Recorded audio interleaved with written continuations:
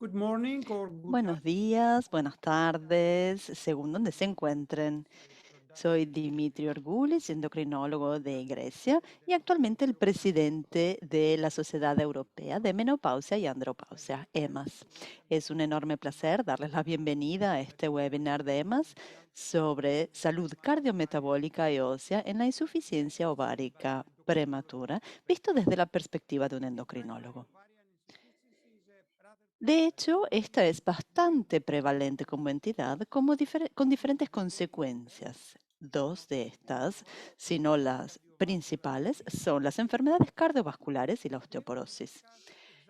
Por esto vamos a discutir hoy justamente estas cuestiones. ¿Cómo podemos cuantificar estos problemas? ¿Qué tan peligrosos son? ¿Y cómo podemos tratarlos? El profesor Sanjay de India, Sanjay Kalra, nos va a dar todo el background teórico necesario para poder responder estas preguntas. Antes de comenzar, además, quisiera agradecer a Abbott por su apoyo y por haber hecho esta serie de webinarios posibles. Aún así, tenemos que aclarar que el programa científico y su contenido son de responsabilidad exclusiva de EMAS. Pasando a cuestiones técnicas, han entrado en este webinario en modalidad de solo escucha. Esto significa que el micrófono está en mudo, entonces no vamos a poder escuchar nada de su parte. Por supuesto, pueden enviarnos sus preguntas escritas a través de el widget de preguntas y respuestas en el panel de Zoom. Pueden buscarlo ahora. Pueden introducir sus preguntas en cualquier momento y vamos a discutirlas al final de este webinario. Además del inglés, este evento estará traducido en diferentes idiomas que serán chino, mandarino, español, portugués o ruso. Pueden seleccionar el idioma haciendo clic en el widget de interpretación que van a encontrar en el panel de Zoom. Pueden buscarlo también ahora. Finalmente, les recuerdo que estamos grabando el seminario web de hoy y que estará accesible en el sitio web de EMAS dentro de poco. Entonces, así, con enorme placer, les presento al doctor Sanjay Kalra. El profesor es un endocrinólogo, trabaja en el Hospital Bharti de Karnal, en India. Es expresidente de la Sociedad de Endocrinología de India, es el presidente electo de la Federación SAFES, la Federación Sudasiática de Sociedad de Endocrinología, y es quien se ocupa de la salud de transgénero, que es una cosa muy importante, entre otras cosas. Es editor en endocrinología, en el libro de texto API, Asociación de Médicos de la India, y el libro de textos de PubMed. Así que es una persona ideal para discutir con nosotros sobre la salud cardiometabólica y ósea en la insuficiencia ovárica prematura. Vamos a aprovechar su enorme experiencia para poder aprender a cuantificar el índice metabólico y cómo poder evaluar la salud ósea en mujeres con insuficiencia y cómo poder verlas y enfocarlas desde el punto de vista terapéutico. Sanjay, muchas gracias por estar con nosotros hoy. Gracias, doctor Dimitris, y mis saludos a todos. Buenos días a Carlos y Patricia, que han sido los primeros que han enviado sus mensajes. Y veo que está en Argentina, así que es muy temprano por ahí. Una bienvenida a todos y vamos a tener una discusión muy interesante durante el día de hoy. Les deseamos lo mejor para su día.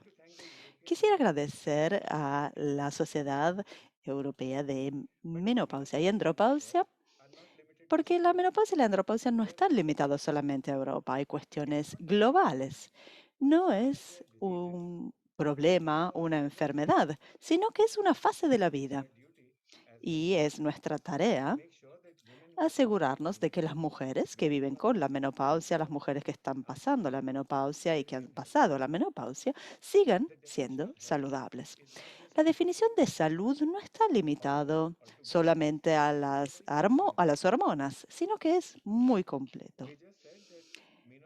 Hemos dicho que la menopausia no está limitada a Europa, es una cuestión de la sociedad entera, de todo el mundo. Pero hagamos una pausa. ¿La menopausia sucede en todos los animales? ¿La menopausia sucede en todos los animales? ¿Sucede en todos los primatos? Y la respuesta les va a responder. La menopausia sucede solo en los seres humanos y en algunos mamíferos. No sucede en otras especies animales o en otros primatos. Otros animales sí tienen la senescencia reproductiva o el envejecimiento reproductivo. Pero si vemos la brecha entre el cese de la reproducción y el cese de la vida, la detención de la capacidad reproductiva y la detención de la vida es una brecha mínima en todas las demás especies animales. Vamos a ver en las ballenas. Las ballenas dejan de reproducirse más o menos a la edad de 40, pero van a vivir hasta la edad de 90. Y algo similar sucede en los seres humanos. La menopausia sucede antes, más temprano, pero la vida continúa. Como endocrinólogos, como profesionales de la salud, es nuestro deber cuidar a todos. Y esto aumenta si la menopausia sucede en manera temprana. Esto es la insuficiencia ovárica. Entonces, la edad promedio en nuestros países, bueno, donde yo vivo, en India, es más o menos 47 años de edad, pero en Europa, en América del Norte, puede llegar a 51 años de edad. Si sucede incluso antes, menos de 40 años, podemos ver IOP, la insuficiencia ovárica prematura. Para la definición de menopausia tenemos definiciones específicas según la geografía, pero de la IOP es una definición única. Hay tres cosas que tienen que estar presentes para poder diagnosticar la IOP. Primero, dejar de tener periodos. Segundo, tener un nivel alto de FSH. Hay que medirlo 2 veces y particularmente a menos de 40 años. Entonces, esto es. IOP es bastante común. Sucede en una de cada 20 mujeres en la India y va más allá de la falta de fertilidad o la cesación del periodo. Esto lleva a síntomas vasomotores, a síntomas genitourinarios y son más severos de lo que vemos en la menopausia normal.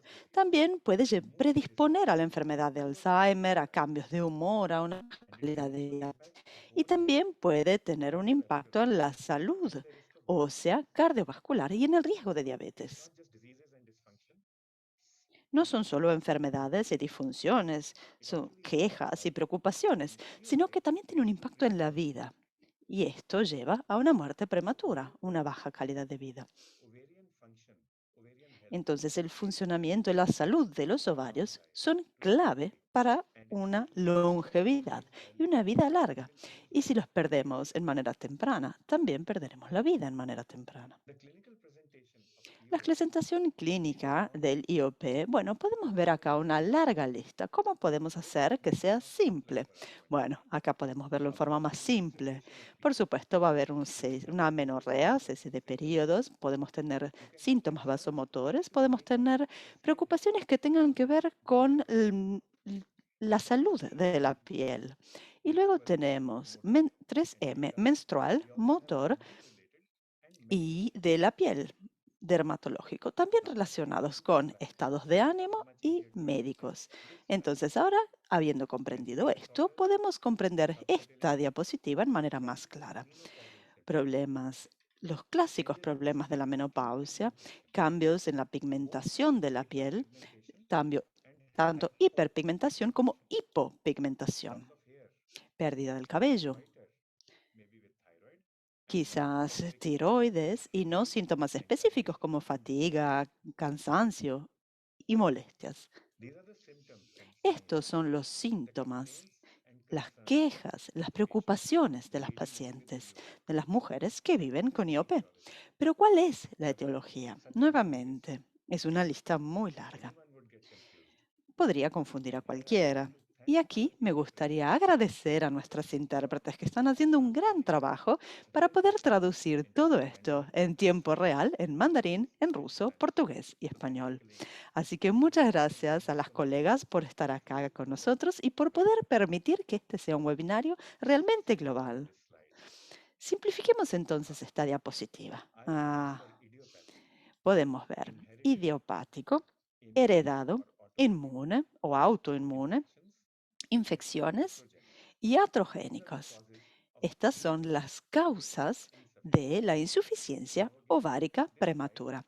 Entonces, nuevamente, esta diapositiva se vuelve más fácil de comprender. Entonces, hemos intentado simplificar las causas, las preocupaciones y las quejas que están relacionadas con la IOP. Continuemos entonces. Cuando hablamos sobre inmunidad, hay muchas enfermedades que están asociadas con el IOP. Y aquí quisiera mostrar algo que se llama gonadovigilancia,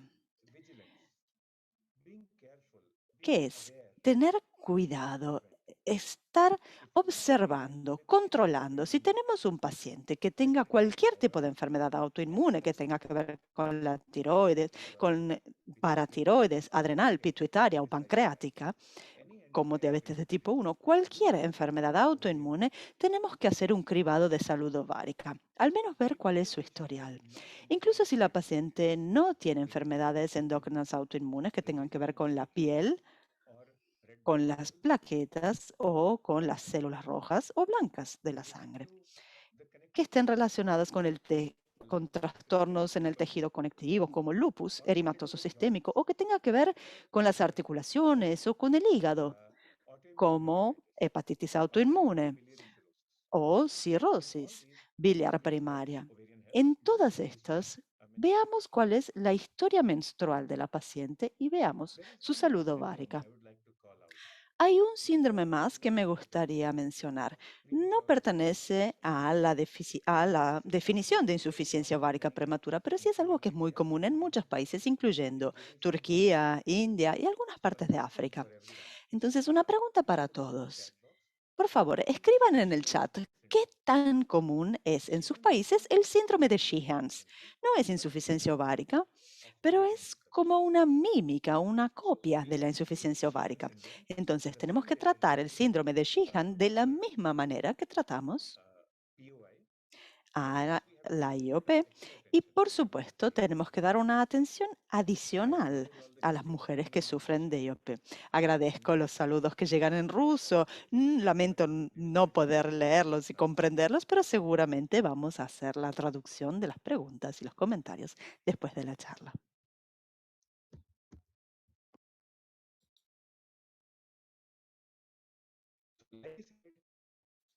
Entonces, como decíamos, la insuficiencia ovárica prematura tiene varias quejas, pero confusión. Y estas consecuencias, las quejas, las preocupaciones, las consecuencias de la IOP pueden verse en una idea muy simple. Son las 6 M's. Tienen que ver con maternidad, la M de maternidad. M es mecánico o musculoesquelético. Problemas o cuestiones musculoesqueléticos. M por metabólico, desafíos metabólicos en las mujeres con IOP. M también tiene que ver con mood, estado de ánimo, cambio en el humor. Y M, micciones con la parte urinaria. Y M también, mortalidad, como decíamos. Entonces, hablemos sobre las cuestiones metálicas y cardiometabólicas. Veamos primero las cuestiones cardiometabólicas. Mi tema dice que voy a darles el punto de vista del endocrinólogo, pero lo que vamos a hacer es comenzar desde la perspectiva humana, centrada en la mujer, centrada en las personas. Esto es lo que vamos a hacer durante la próxima media hora. Pueden compartir sus comentarios, sus preguntas y nos pueden contar cómo ven cada uno de ustedes la insuficiencia ovárica prematura con respecto a la parte cardiometabólica y ósea, cuáles son los desafíos, las soluciones y las mejores prácticas que aplican. Centrémonos en las cuestiones cardiovasculares ahora. Las mujeres con IOP tienen un 80%, 80, de aumento de riesgo de mortalidad por cardiopatías isquémicas. Cuanto antes se desarrolla la menopausia, mayor será la mortalidad. Con cada año de retraso en la menopausia, el riesgo de mortalidad cardiovascular disminuye de un 2%. Con cada año de la prematura aumenta del 2%. Y esto es por diferentes motivos. La disfunción endotelial, la disfunción autonómica, la dislipidemia, la resistencia a la insulina y sobrepeso. Es por esto que el American College de Cardiología, el Colegio Americano de Cardiología y la Asociación Americana del Corazón consideran la insuficiencia ovárica prematura como un factor de riesgo para la enfermedad cardiovascular. Dicen que el riesgo cardiovascular a 10 años desde el 7,5 al 19,9. Y esto es si la mujer no tiene diabetes. Incluso ahí tiene que tomar una terapia a partir de los 40. Entonces, la insuficiencia ovárica prematura es un factor de riesgo para las enfermedades cardiovasculares. Como decíamos, se debe a varios motivos, incluyendo cambios en la distribución de las grasas corporales, y es por esto que pedimos a todos ustedes que sean cardiovigilantes en aquellas mujeres que tienen una cesación temprana de la menstruación. Muy pocos pacientes en sus clínicas, ya sea que estén en endocrinología o en ginecología, van a realizar un análisis completo para la arteriosclerosis. Generalmente se detecta solo después de que haya ocurrido la enfermedad. Puede que sea un infarto de miocardio o un ictus, pero como la IOP es un factor de riesgo, podemos decir que es equivalente a una enfermedad cardiovascular arteriosclerótica. También tenemos que recordar que la IOP es una mímica de la SCVD, por sus siglas en inglés. Ah, copia lo que es la SCVD. ¿Y cómo sucede esto? En la IOP tenemos momentos en los que comienzan a sudar, a sentirse molestos, a tener sofocos.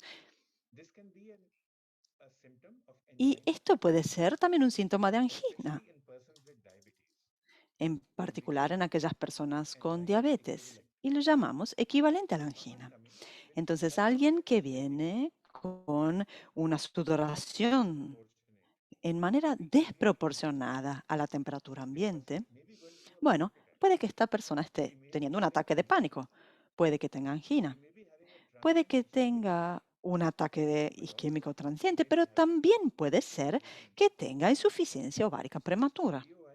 Entonces, la IOP es un equivalente a la enfermedad cardiovascular arteriosclerótica o tiene un diagnóstico diferencial de esta. Entonces, ¿cómo podemos ser cardiovigilantes?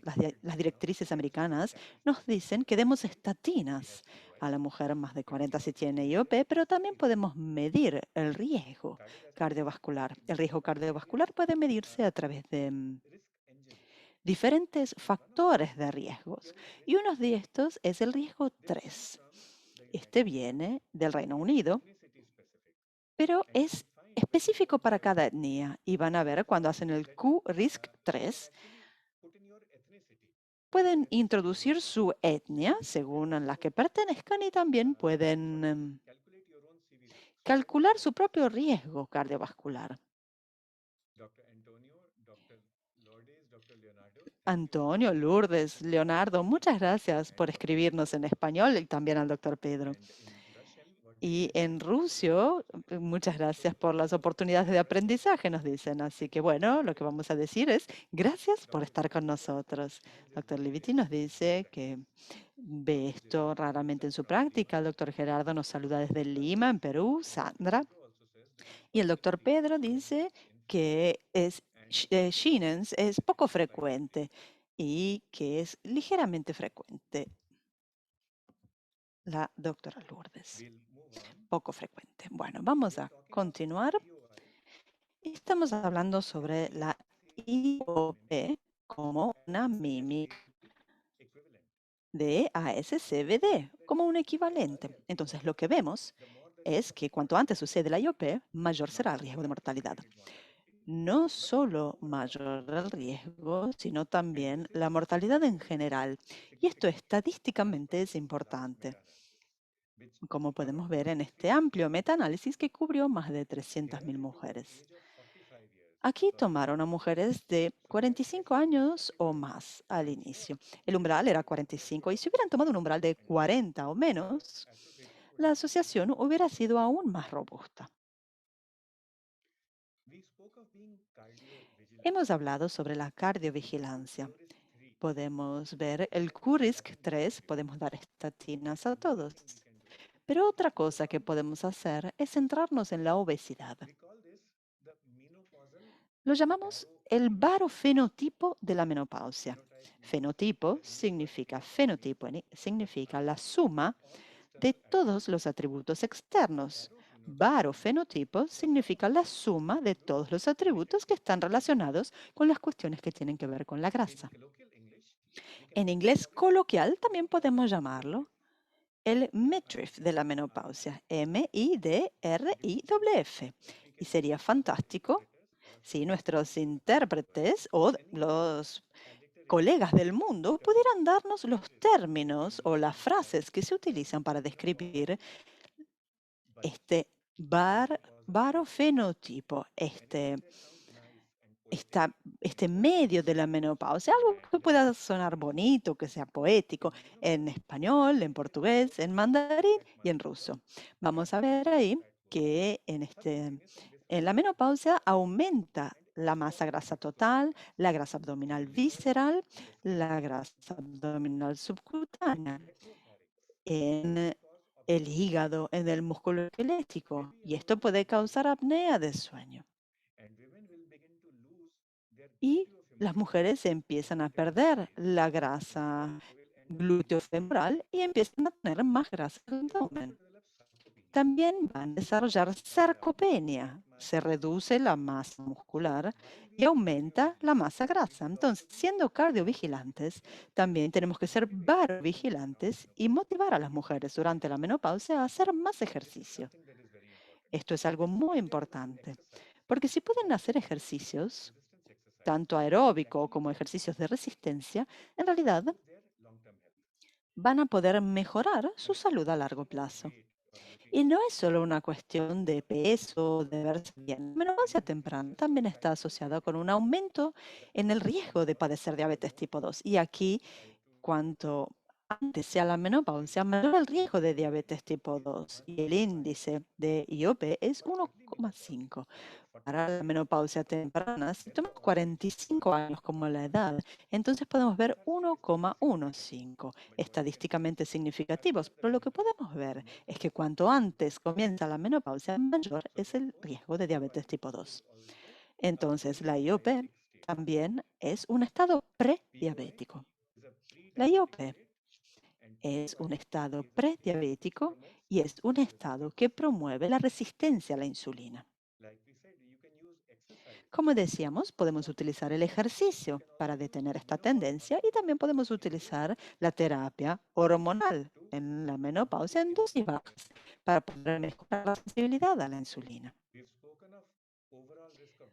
Hemos hablado sobre el riesgo general de muerte, de enfermedad cardiovascular, de enfermedad arteriosclerótica, la obesidad, diabetes tipo 2 e incluso cosas simples como la hipertensión están asociadas con la IOP. Y si tenemos una mujer que ha experimentado la insuficiencia ovárica prematura, el riesgo de hipertensión aumenta y aumenta casi el doble si ha sido una insuficiencia ovárica quirúrgica. Y exactamente como en la terapia hormonal en la menopausia, mejora la sensibilidad y la presión, la sensibilidad a la insulina. Entonces, la THM ayuda a mejorar la salud metabólica de las mujeres. A veces las pacientes no escuchan todo esto y no nos escuchan cuando las aconsejamos. Entonces, lo que hay que decirles es, depende de cada una de ustedes. La evolución nos ha dado varios que tienen que trabajar hasta los 50. y tendrían que seguir funcionando hasta los 50. Y así hubiera llegado a vivir 70 o 80. Ahora que los ovarios han dejado de funcionar un poquito antes, son insuficientes un poquito antes, necesitamos apoyarlos en manera diferente, no reducir la expectativa de vida. No hay que decirlo en manera que dé miedo, sino de manera feliz, tranquila. Madame, señora, tenemos medicinas, fármacos que le ayudarán a vivir durante más tiempo, en manera feliz, saludable, con, dando significado a su vida, haciéndola sentir más joven. Cuando hablamos sobre juventud, juventud sostenible, es ahí que las pacientes nos escuchan y se ponen de acuerdo con hacer el tratamiento. Entonces, los números están ahí. Podemos utilizarlos si queremos. El aumento en los riesgos cardiovasculares, la cardiopatía isquémica, lo repetimos y lo seguimos repitiendo, pero no se ha encontrado ninguna asociación con accidentes cerebrovasculares, pero sí hay una asociación con la muerte en general, y este riesgo es de 1,39, casi 1,4. ¿Y por qué sucede esto? Porque gradualmente el endotelio, la pared arterial, empieza a envejecer durante la menopausia. Si queremos utilizar la terapia hormonal en la menopausia, THM, para prevenir la arteriosclerosis coronaria, para prevenir la mortalidad, tenemos que tratar en manera temprana. Si tratamos hasta 10 años de la menopausia, quizás hasta los 55, 60 años de edad, vamos a obtener estos beneficios. Pero si lo retrasamos demasiado, para ese momento las placas ya se van a haber desarrollado y el estrógeno no va a poder revertir esto. Entonces hemos hablado sobre el corazón, sobre cuestiones del corazón que por supuesto son importantes, pero hablemos sobre algo fuerte, hablemos sobre los huesos. Y veo que están llegando preguntas de todo el mundo, de Caracas, en Venezuela, del doctor Tepesa y del doctor Omarino. Hay muchas personas y vamos a leerlas todas una vez que terminemos. Déjenme pasar ahora a los huesos. Los huesos son la parte más fuerte, es más o menos el 25% de todo el cuerpo y está basado en estrógenos. Los huesos son una parte muy activa del cuerpo, es un objetivo para las hormonas, es una fuente de hormonas y es un campo de batalla, un campo de juego donde las hormonas pueden actuar. Dentro de los huesos hay una formación continua y los huesos se reabsorben.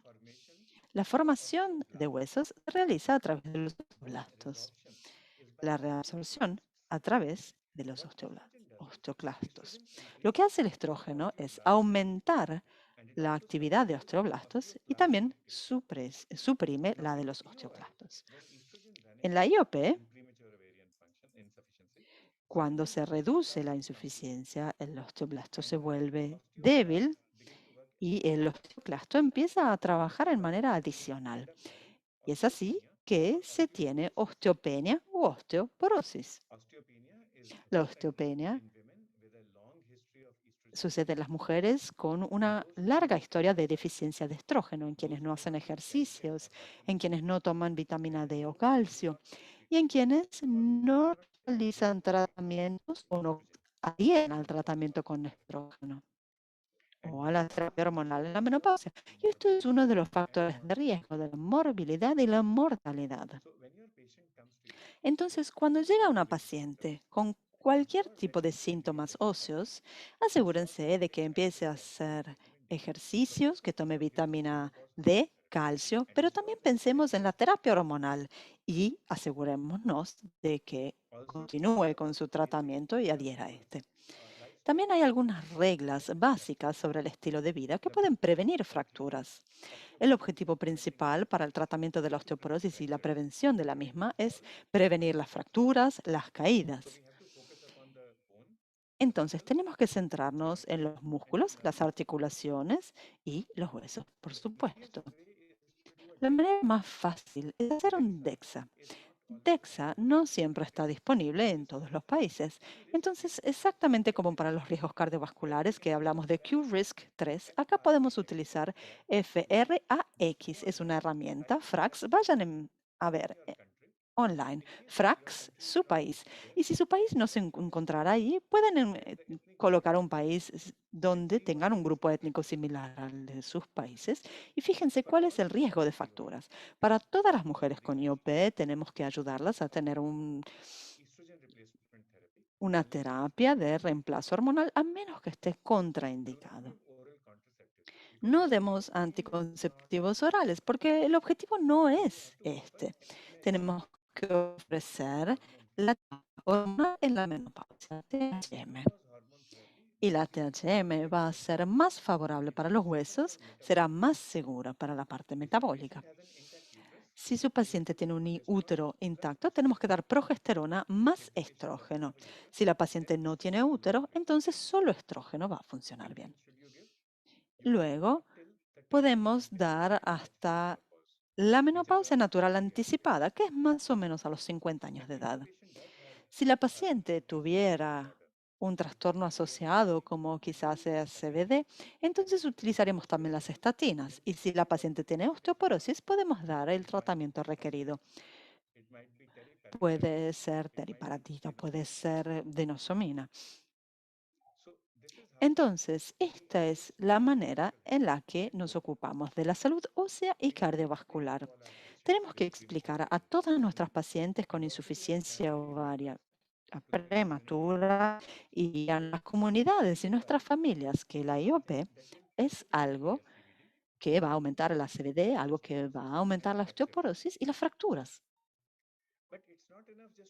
Pero no es suficiente explicar esto a las pacientes, sino que tenemos que hacerlo en forma empática. Y también tenemos que explicar que podemos corregir los desafíos que estamos viviendo, las preocupaciones que están viviendo. Si tienen síntomas vasomotores, podemos ayudarlos con IOP. Si tienen síntomas genitourinarios, genitales, urinarios, que estén relacionados con la sexualidad, también ahí podemos ayudar. Para la expectativa de vida, tenemos ensayos que parece que esto también podría ayudar. Para la salud ósea y cardiovascular, seguramente podemos ayudar con la THM. Pero lo importante es comenzar de manera temprana. Seamos rápidos, seamos inteligentes y hagámoslo en forma segura. Veamos cuáles son las contraindicaciones y luego comenzamos el tratamiento. Esto ayudará con la calidad de vida, pero si podemos ayudar también con los síntomas vasomotores, las quejas genitourinarias y las disfunciones, seguramente la calidad de vida va a mejorar. Y es posible, aunque no tengamos datos robustos, es posible que también puedan ayudar en la función cognitiva. ¿Cómo podemos ayudarlas? Por supuesto, vamos a ofrecer modificaciones en el estilo de vida, pero también tenemos que comenzar con la THM. Si la paciente no tiene un útero intacto, entonces vamos a comenzar con solo estrógeno, que puede ser oral o transdérmico. 17 beta-estradiol es la de elección. Si la paciente tiene el útero intacto, entonces tenemos que dar también progestógeno. Y cuando utilizamos hidrogesterona, es un método muy seguro de mantener el útero, el seno y todo el cuerpo feliz. Esto es un progesterona natural, muy seguro de utilizar y es metabólicamente amigable que mejora la resistencia a la insulina y previene el aumento de peso excesivo. Se puede utilizar estrógeno más progesterona en manera continua o secuencial. Si los utilizamos de manera continua o secuencial, bueno, esto va a depender de la elección de la paciente en realidad, si quiere tener ciclos, continuar teniendo ciclos o no, y la dosis va a depender de su edad, de qué tan severos son los síntomas vasomotores también, y en general es una decisión que se realizará en forma compartida. Generalmente, ¿cómo utilizo yo estos fármacos en mi práctica diaria? Para la amplia mayoría de mis pacientes utilizo THM continua combinada con dosis bajas. Quizás hidrogesterona de 5 miligramos y quizás un estrógeno de 1 miligramo. Pero en las mujeres con IOP, insuficiencia ovárica prematura, luego utilizo dosis más altas. quizás 2 y 10 miligramos. ¿Y cómo lo utilizo? Bueno, en manera cíclica. Les damos, hacemos que tengan ciclos cada 28 a 35 días. Tenemos múltiples combinaciones disponibles y me gusta saber cuáles son las combinaciones de THM que tienen disponibles en cada uno de sus países. Generalmente utilizo la dosis más baja, 1 más 5, pero en IOP utilizo la más alta, 2 más 10. A veces, cuando los pacientes quieren dosis muy bajas, las llamamos una mini preparación, 0,5 miligramos de estradiol y 2,5 miligramos de estradiol. El costo es menor y si la paciente se siente feliz y asintomática, entonces no hay ningún problema con esto. Pero también recordemos que hay que añadir calcio, vitamina D, tratamos la presión arterial, la glucosa para la diabetes y tenemos que recordarnos de dar estatinas si fuera requerido. Y si lo hacemos, vamos a poder mejorar la calidad de vida de nuestras pacientes y las pacientes estarán felices. Entonces, lo que les recomendamos al hacer la primera receta de THM, bueno, miro al marido y le digo, bueno, ¿cuándo ha sido la última vez que ha visto sonreír a su esposa? Y hay esta sonrisa grande que generalmente responde. Y el marido muchas veces dice, la verdad, hace mucho que no se ríe, hace mucho que no sonríe. Entonces lo que decimos es, bueno, si toma esta medicina, vuelva a nuestro consultorio en un mes o más o menos, pero le aseguro que en una semana su esposa va a volver a sonreír. Y si vuelve la sonrisa en la esposa, por supuesto, la los hijos y hasta la suegra, que tiene un papel muy importante en India, bueno, les puedo asegurar que los padres, el marido, los hijos, los suegros van a estar todos felices. Entonces, un cambio en la vida de la mujer va a cambiar la vida de sus familiares. Bueno, otro tema de hoy era la salud cardiovascular y la salud ósea, pero no he resistido a poner esta diapositiva que habla sobre disfunción sexual. Esto es otro motivo por el que las mujeres con IOP no se sienten felices, se sienten a veces deprimidas y tienen una baja autoestima. Si damos THM, la salud sexual mejora, aumenta su autoestima y aumenta la calidad de vida de la mujer. Puede que haya que añadir otros fármacos, puede que se necesite añadir otros modos también de terapia, quizás terapia psicológica, pero tiene que realizarse siempre en forma empática. Esto es lo que tenía para compartir con ustedes hoy, pero es solo el comienzo de nuestra discusión. Y lo bonito de este webinario es cuando podemos compartir experiencias, comentarios, preguntas. Así que bueno, queremos aprender de cada uno de ustedes y bueno, Dimitris se va a ocupar de las preguntas. Muchísimas gracias por esta charla muy educativa. Estimados colegas, agradecemos a nuestro orador invitado que nos ha hablado sobre la insuficiencia ovárica prematura, la cuantificación del índice cardiometabólico y la evaluación de la salud ósea en las mujeres. Aún así, siempre una buena charla genera preguntas. Esperamos las suyas. Utilicen entonces en las preguntas y respuestas en su panel de Zoom. Me impresiona una cosa. Nos decía Sanjay que más o menos una de cada 20 mujeres en India puede que tengan la IOP. Esto es algo como un 5%, ¿no? En los números que generalmente encontramos es más o menos el 1%. Entonces, ¿crees que en India o en el sudeste asiático en general, según su experiencia, esta enfermedad sea más prevalente en comparación con América del Norte, el Reino Unido?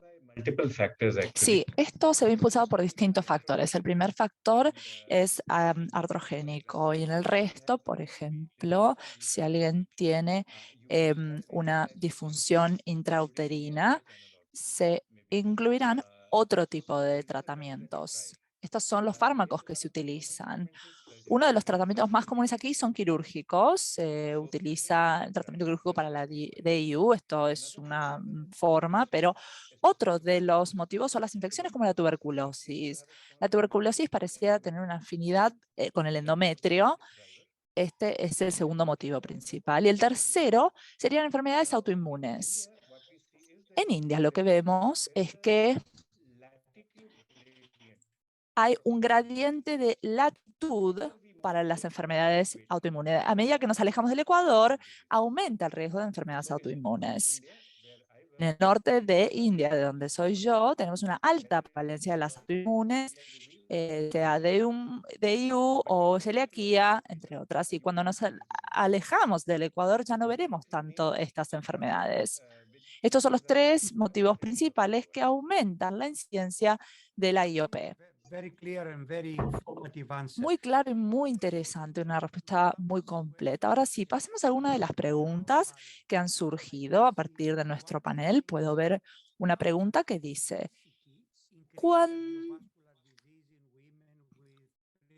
¿cuánto aumenta el riesgo cardiovascular la obesidad en mujeres con IOP? Pareciera que la combinación de la obesidad y la insuficiencia ovárica prematura es una combinación un tanto peligrosa.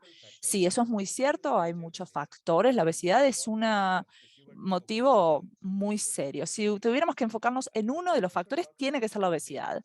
También me gustaría hablar un poco sobre la diferencia entre la obesidad posmenopáusica, incluso en mujeres con IOP, y la obesidad en otros adultos. En la menopausia, la obesidad no está causada por un aumento en la toma de energía, sino en la reducción en el gasto de energía. Entonces, en primer lugar, tenemos que incentivar a las mujeres con IOP la menopausia que tengan un mayor nivel de actividad física. En segundo lugar, estas mujeres también desarrollan sarcopenia o una pérdida de masa muscular. Entonces, cuando las incentivamos a que sean más activas a nivel físico, tenemos que asegurarnos de que hagan ejercicios de resistencia. El ejercicio aeróbico es importante, pero la resistencia es aún más importante. Entonces, recuérdenles constantemente que tienen que hacerlo. De otra forma, si no, van a perder la masa muscular. Muy importante, muchas gracias. También tenemos una pregunta sobre si sabemos cuáles son los factores predictores del desarrollo de las enfermedades cardiovasculares en la IOP. ¿Hay algún predictor específico que algunas mujeres puedan tener? Algunas mujeres que desarrollen aún más enfermedades cardiovasculares en comparación con otras. Sí, esto es una pregunta muy relevante. Muchísimas gracias al doctor que la preguntó. Para las enfermedades cardiovasculares, las mujeres que tienen sofocos graves y síntomas severos tienen mayor tendencia a desarrollar enfermedades cardiovasculares. Este es un marcador muy bueno que podemos preguntar en la historia clínica de estas mujeres. En segundo lugar, las mujeres con disfunciones metabólicas múltiples, como diabetes, si son hipertensas, obesidad, dislipidemia y hígado graso, es decir, hígado graso no alcohólico. A medida que tienen más de estas enfermedades, entonces mayor el riesgo de enfermedad cardiovascular también. Es muy simple, hay que pedirles la historia clínica y pueden analizar también los laboratorios, los informes de laboratorio. Si quiere hacer una prueba única, entonces sería la microalbuminuria. Esta sería la forma en la que podemos analizar si tienen un mayor nivel cardiovascular, de enfermedades cardiovascular.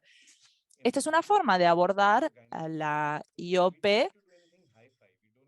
No hace falta hacer algo demasiado elaborado, ni tenemos que pedirle al cardiólogo que nos brinde las evaluaciones, pero podemos hacerlos nosotros. Tenemos que tener en cuenta esta herramienta QRISK-3 que mencionamos antes, para poder entender cuáles son los riesgos razonables a los que están sujetos nuestros pacientes. Para las enfermedades óseas, hay los factores de riesgo, es la larga duración de la menopausia, una baja toma de calcio y también falta de vitamina D y poca masa muscular. ¿Cómo se mide la masa muscular? Se puede hacer un DEXA, se puede hacer bioincidencia también. se le puede pedir hacer evaluaciones en sarcopenia, pero lo más simple es evaluar la circunferencia del brazo y de la pierna, de las pantorrillas. Entonces, esto sería para definir si la paciente tiene sarcopenia. Para las enfermedades cardiovasculares ya hablamos de Q-RISK-3 y los riesgos de fractura. Veo, doctor Dimitrios, que tenemos aún más preguntas sobre el tema de FRAX. Ya podemos tal vez hablar de eso. Sí, muchísimas gracias. Estoy de acuerdo con usted, doctor, que pareciera que existe una correlación entre la gravedad de los síntomas de las enfermedades cardiovasculares. No todos los estudios están de acuerdo con esto, pero esto es algo que debemos aclarar. Y por eso me complace escuchar que usted menciona la enfermedad del hígado graso no alcohólico y la sarcopenia. A veces cuestiones de las que nos olvidamos. Tengo otra pregunta sobre cómo medir la densidad mineral ósea. Entonces, realizamos medidas de densidad mineral ósea obligatorias para todas las mujeres con insuficiencia ovárica. ¿Y en qué momento se hace esto también? En general, no tengo la actualización de las directrices europeas, pero se pide un cribado DEXA a 10 años del comienzo de la menopausia. En India se hace a 5 años desde el comienzo de la menopausia. En otras regiones se hacen cada 2 años. Idealmente hay que hacerlo todos los años. Entonces, hay una pregunta sobre utilizar FRAX en mujeres menores de 40 años. Lo que se puede hacer es seleccionar el casillero de artritis reumatoidea, porque esto a veces está relacionado con la insuficiencia ovárica prematura. A menudo, la artritis reumatoidea está relacionada. Entonces, cuando se selecciona este casillero, se pueden ver los puntajes en esta evaluación FRAX. Esto no se hace siempre, pero sirve para encontrar los mejores resultados. Muchas gracias. Ahora sí, también tenemos otra pregunta sobre un informe de caso general, una mujer con insuficiencia ovárica prematura de 36 años, con síntomas vasomotores, aumento de la presión arterial, de problemas para dormir. El tratamiento hormonal de la menopausia se recomienda. ¿Qué dosis de estrógeno usted recomendaría? ¿1 o 2 miligramos de estradiol? Una mujer de 36 años le diría 2 miligramos. Estoy de acuerdo. Para una persona perimenopáusica, 2 miligramos pareciera ser la dosis correcta. Pasemos a la siguiente pregunta. Veo otra pregunta sobre el doctor Anand Tostik. Muchísimas gracias, doctor Sanjay, por su presentación. El efecto del estrógeno en los factores de riesgo cardiovasculares, dislipidemia, diabetes, al igual que en la densidad mineral ósea, depende de la dosis. Es una continuación de la pregunta anterior. Debemos insistir en dosis de estradiol más altas, como por ejemplo 100 microgramos transdérmicos o 3 a 4 miligramos por día para poder obtener un beneficio mayor. Sí, algunas personas hacen eso. Algunos colegas que se dedican a la infertilidad utilizan altos niveles de estrógeno, entonces son seguros en un periodo de tiempo corto. Personalmente, nunca pasé de los 2 miligramos. Y ahora cuando analizo mi experiencia pasada en mi consultorio, tal vez 1 de cada 100 pacientes con síntomas muy graves. Y la verdad es que me sentía tentado de utilizar 2 comprimidos y no lo hice. ¿Cómo lo logré? Bueno, con muchísima terapia para ellos y les recomendaba tal vez paroxetina para la noche. Entonces, paroxetina puede ser una buena recomendación para no pasarse de los 2 miligramos. Pero me he tentado a hacerlo con algunos de mis pacientes. Sí, muchas gracias, está clarísimo. Entonces, ahora sí, pasamos. Pareciera que su charla fue muy estimulante para todos nosotros. La siguiente pregunta es cómo manejamos una paciente con IOP que ha tenido eventos traumáticos en su historia clínica familiar, no en su historia personal clínica, sino en su historia clínica familiar. Muchísimas gracias por mencionar esta pregunta. Su pregunta nos recuerda que cuando uno empieza con la THM, tenemos que hacer un análisis de la historia pasada y la historia familiar. En segundo lugar, también hay que empezar con una dosis mínima que es 0,5 miligramos. Esto debería ser suficiente para empezar. Y en tercer lugar, hay que hay que ser vigilantes y observar que si nuestros pacientes tienen cualquier síntoma repentino que no pueden explicar, entonces tienen que volver a nosotros para consultarnos sobre la dosis. Pero la dosis mínima que tenemos de 0,5 es un fármaco muy seguro para empezar el tratamiento. Muchas gracias. Tenemos algunas otras preguntas sobre medicaciones alternativas. Puedo ver aquí una pregunta sobre la doctora Lina Doni. ¿Qué suplementos nutricionales recomiendan? En particular, si una mujer está tomando estatinas que disminuye CoQ10 y la vitamina K2. Tal vez podríamos mencionar brevemente cuáles podrían ser los suplementos nutricionales. Bueno, muchísimas gracias, doctora, por la pregunta. Una pregunta firme sería el calcio y la vitamina D. Debemos recetar esto. En India tenemos las directrices revisadas y ahora pedimos 12 miligramos de calcio en mujeres posmenopáusicas. También soja, vitamina C y otros de los suplementos no están sustentados por la evidencia científica. Entonces lo revisaría. Si una paciente viene y me dice, quiero utilizarlo, diría, bueno, pruébalo, pero no me pondría en riesgo diciéndole que es lo que tienen que hacer. Pero sí, calcio y vitamina D. Alina también sigue preguntando sobre las dietas de hidratos de carbono cetogénicas, bajas en hidratos de carbono, para lidiar con la resistencia a la insulina. Y ¿tenemos algún tipo de evidencia de las dietas cetogénicas? Bueno, Alina, pasemos de las pruebas de la evidencia, pasemos a mi experiencia real. La evidencia dice que no existe el valor realmente en esta dieta. En el corto plazo esto sí ayuda. Y yo probé la dieta cetogénica. Hice una dieta cetogénica, me metí a keto hace algunos años. Y durante más o menos 2 meses y medio, perdí un peso, bajé de peso, pero terminé con dislipidemia. Entonces, con la dislipidemia tuve que tomar muchísimas estatinas. 10 miligramos no me funcionó, entonces tuve que tomar 20. Y cuando pasé a 20, terminé con myositis. Entonces me llevaron 2 meses. Yo soy endocrinólogo, pero le llevó 2 meses a mi amigo cardiólogo a recetarme, explicarme que lo que tenía, diagnosticarme miositis. Y luego me llevó 2 años para resolverlo. Entonces, cuando esto terminó, había vuelto a mi peso normal e incluso había aumentado 3 kilos. Entonces, la velocidad fue muy buena.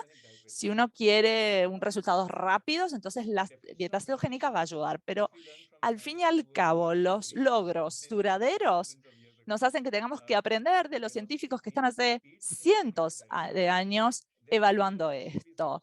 La velocidad tiene que ser cero para obtener resultados duraderos. No queremos incentivar a nuestros pacientes a utilizar dietas restrictivas, sino una dieta equilibrada. Esto es algo que sostengo no solamente a partir de la evidencia, sino también de mi experiencia personal. Uno de mis amigos en India, el doctor Varun Arola, Varun Sharma, él me ayudó muchísimo cuando yo pasé por esto. Él me ayudó a poder salir de esto. Y ahora, cada vez que me hacen una pregunta sobre las dietas cetogénicas, vuelvo hace 4 años y cuando me pasó estos desafíos que tuve que atravesar, tenía mucho entusiasmo en su momento y muchos de mis amigos me ayudaron para poder salir de esto. Entonces le pido que incentive a sus pacientes a no tomar una dieta cetogénica. Muy bien, muchas gracias. Seguimos teniendo más preguntas. una mujer de 32 años con hormona antimuleriana baja, 0,2, menstruaciones ocasionales y irregulares, y no tiene ningún otro síntoma de menopausia. Es una mujer con baja reserva ovárica, tiene 32 años, y la menstruación empieza a ser irregular. Se detectó debido a problemas de fertilidad. ¿Esto supone riesgos de insuficiencia ovárica prematura? Y claramente sí está en riesgo, pero no podemos diagnosticarla porque tenemos que permitirle continuar con el especialista en la infertilidad. No quiere nada más en la vida más que este bebé, entonces tiene que lograr que el especialista lo ayude. Tal vez termine utilizando los mismos tratamientos hormonales, pero en dosis mucho más altas. Con la ayuda de las tecnologías de reproducción asistida, deberían poder ayudarla a tener ese bebé que quiere. Una vez que lo tenga, entonces ahí sí tendríamos que pasar al manejo de la IOP. Muchísimas gracias, estoy completamente de acuerdo con usted, doctor. Tenemos suerte de que como endocrinólogos tenemos tratamiento para casi todo. Y de hecho diría que este es un tratamiento que es causativo. Con respecto al ovario, tiene dos funciones principales, produce estrógeno y produce el óvulo. Y tenemos tratamiento para estas dos cuestiones. Siempre podemos brindarles terapias hormonales en la menopausia, ya que no existen contraindicaciones en la mayoría de los casos. Siempre tenemos la opción de la ruta transdérmica y también tenemos la posibilidad de reproducción asistida, que ha hecho milagros en los últimos años. Entonces tenemos el espectro total, pasando de la estimulación ovárica, ciclos naturales, pasando también a la posibilidad de tener una óvulo de donación en los países en los que esto es legal. Esto resuelve casi todos los problemas que puedan surgir. Puede ser un mensaje un tanto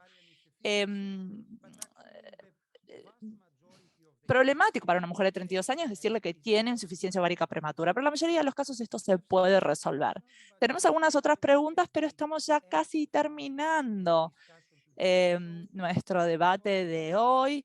Entonces, antes de despedirnos, lo dejo a usted, doctor, si quisiera responder a alguna pregunta en particular o si quiere darnos algún mensaje final. Sí, me gustaría responder alguna de estas preguntas rápidamente. Le voy a pedir a los intérpretes que me tengan paciencia, voy a hablar un poquito rápido. La pregunta es sobre la dosis de los estrógenos en mujeres jóvenes en comparación con mujeres mayores. Las mujeres más jóvenes, en general, tendrán mayores síntomas, por ende la dosis es mayor. Entonces, si queremos terapia cíclica, entonces necesitamos dosis más altas. Para las terapias continuas, ahí pasamos a dosis más bajas. El perfil lipídico es muy importante como cribado.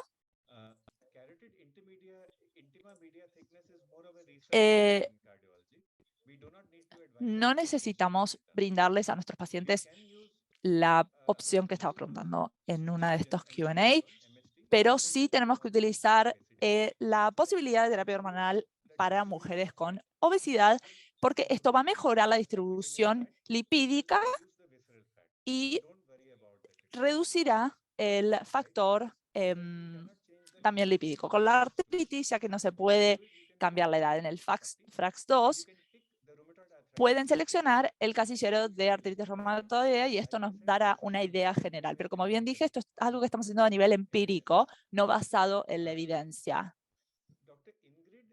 La doctora Ingrid, había otra pregunta más sobre las mujeres que no habían recibido para el tratamiento los últimos 10 años, pero que tienen aproximadamente 60 años y tienen síntomas. Se les dará la THM, pero la respuesta es que si la paciente es sintomática, tenemos trastornos de estado de ánimo, vasomotores, y si la paciente es sintomática, entonces se comienza con la THM. En este grupo etario de aproximadamente 60 años se comienza de manera lenta, delicada. Entonces se corrigen los síntomas y se retira el tratamiento luego de algunos meses. Al doctor Factunova me gustaría estar en contacto, está pidiendo mi correo electrónico, tal vez sí más podría facilitárselo. Sí, por supuesto, si no tiene ningún problema. Doctor Dimitros, hay una pregunta sobre tibolona. Nosotros no lo utilizamos en India. Sí, puedo ver la pregunta, pero no la veo bien la pregunta sobre la tibolona. Sí, está disponible todavía. Es un fármaco muy bueno. Se receta en particular para las mujeres postmenopáusicas y tiene 3 metabolitos específicos. Uno para la posibilidad de estrógeno, para el tratamiento de progesterona y uno para el androgénico.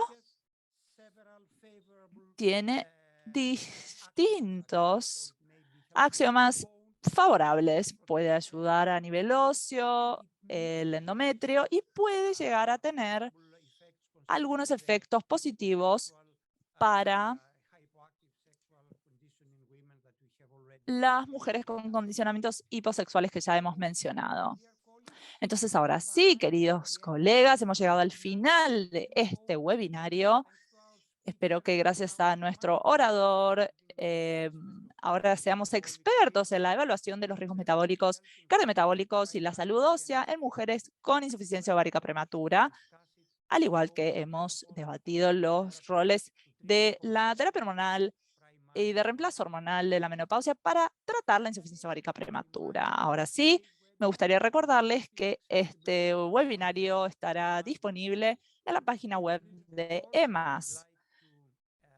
Me gustaría también agradecerle al doctor Sanjay Kalra por su presentación y su conocimiento y su interacción con nuestros participantes y a todos ustedes por su atención. Muchísimas gracias y hasta luego. Gracias y hasta luego.